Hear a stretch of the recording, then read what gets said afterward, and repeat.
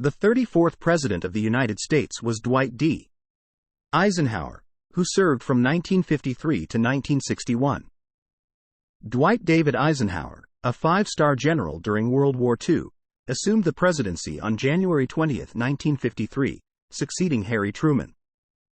As the 34th President of the United States, Eisenhower brought a unique blend of military leadership and political pragmatism to the Oval Office.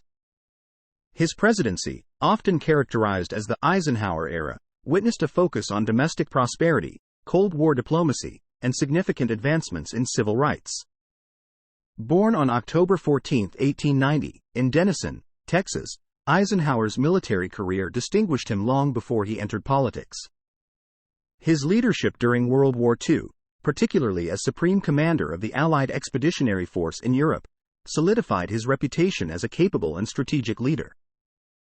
Following the war, Eisenhower briefly served as president of Columbia University before being persuaded to run for the presidency by both major political parties. Eisenhower's presidency was marked by a commitment to fiscal responsibility and economic stability. His administration pursued conservative fiscal policies, emphasizing a balanced budget and reducing government intervention in the economy. The era is often associated with the term modern republicanism, reflecting Eisenhower's pragmatic approach that combined elements of both conservatism and progressivism. One of the notable achievements of Eisenhower's domestic agenda was the creation of the interstate highway system. Signed into law in 1956, this ambitious infrastructure project aimed to enhance transportation efficiency, promote economic development, and strengthen national defense. The interconnected network of highways not only transformed the American landscape but also had lasting impacts on commerce, travel, and suburban development. Eisenhower's approach to the Cold War was characterized by a strategy of containment and deterrence. While he sought to limit the spread of communism, he was cautious about engaging in direct military conflicts. The Eisenhower Doctrine, announced in 1957, extended U.S. economic and military assistance to Middle Eastern countries resisting communist aggression. Additionally, his administration played a crucial role in the establishment of the Southeast Asia Treaty Organization, SEATO, to counter the spread of communism in Asia. The civil rights movement gained momentum during Eisenhower's presidency. While he was initially cautious about federal intervention in racial issues, he took significant steps to address segregation and discrimination.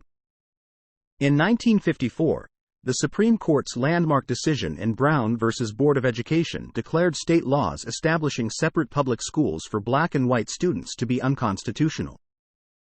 Eisenhower's administration enforced desegregation orders, and he sent federal troops to Little Rock, Arkansas, in 1957 to ensure the integration of Central High School. The 1950s under Eisenhower also saw significant advancements in science and technology. The launch of the first artificial satellite, Sputnik, by the Soviet Union in 1957 prompted the creation of NASA, National Aeronautics and Space Administration, in 1958. This marked the beginning of the space race between the United States and the Soviet Union, a competition that would define the following decades.